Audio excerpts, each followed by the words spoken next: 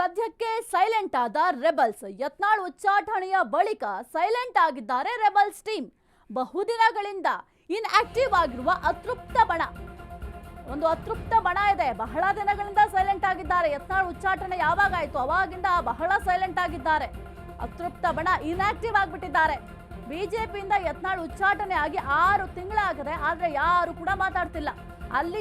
ಅಲ್ಲಿಂದ ಇಲ್ಲಿವರೆಗೂ ಕೂಡ ಬಹಳ ಸೈಲೆಂಟ್ ಆಗಿದ್ದಾರೆ ರೆಬಲ್ಸ್ ಟೀಮ್. ಒಬ್ರು ಮಾತನಾಡ್ತಾ ಇಲ್ಲ. ಯತ್ನಾಳ್ ಪರ ಹೈ ಬಳಿ ರೆಬಲ್ಸ್ ಬ್ಯಾಟಿಂಗ್ ಎಂಬ ಚರ್ಚೆ ಕೂಡ ನಡೀತಾ ಇದೆ. ಆದ್ರೆ ಈವರೆಗೂ ವಿಚಾರ ಪ್ರಸ್ತಾಪ ಮಾಡಿಲ್ಲ ಅತೃಪ್ತ ಬಣ ಏನಿದೆ.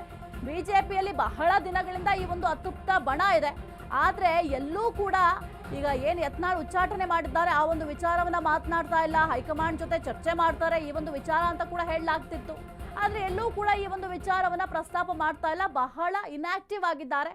ಹಾಗಾಗಿ ಏನು ಮಾಡ್ತಾ ಇದ್ದಾರೆ ಅನ್ನೋದು ಬಹಳ ಕುತೂಹಲಕ್ಕೂ ಕೂಡ ಕಾರಣ ಆಗಿದೆ.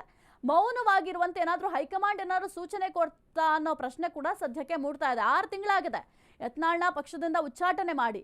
ಯತ್ನಾಳ್ ಇದ್ದಂತಹ ಸಂದರ್ಭದಲ್ಲಿ ರೆಬಲ್ಸ್ ಟೀಮ್ ಅಬ್ಬರ ಎಲ್ಲವೂ ಕೂಡ ಹೆಚ್ಚಾಗಿತ್ತು. ಆದರೆ ಈಗ ಬಹಳ ಸೈಲೆಂಟ್ ಆಗಿದ್ದಾರೆ, ಇನ್ಆಕ್ಟಿವ್ ಆಗಿದ್ದಾರೆ. ಯಾವ ಕಾರಣಕ್ಕೆ ಅಂತ ಗೊತ್ತಾಗ್ತಾ ಇಲ್ಲ. ಏನಾದರೂ ಹೈಕಮಾಂಡ್ ಸೂಚನೆ ಕೊಟ್ಟಿದ್ಯಾ, ಎಲ್ಲೂ ಕೂಡ ಈ ಒಂದು ವಿಚಾರ ಪ್ರಸ್ತಾಪ ಮಾಡಬಾರ್ದು ಅಂತ ಮುಂದಿನ ದಿನಗಳಲ್ಲಿ ಗೊತ್ತಾಗತ್ತೆ. ಹಾಗಾಗಿ ಏನಾದ್ರು ಸೈಲೆಂಟ್ ಆಗಿದ್ದಾರಾ ಅಂತ ನೋಡಬೇಕು.